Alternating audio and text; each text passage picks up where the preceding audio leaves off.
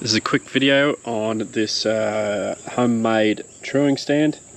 So I've got my wheel on here and I can adjust this to see how far out the rim is. I can even put a dial gauge on there. I've got some, I made these tapered things myself to lock the wheel in. Just there, that's M12. And it's not perfect, but I've made it a bit loose down the bottom, so all four corners will be touching the ground to make it a bit more solid.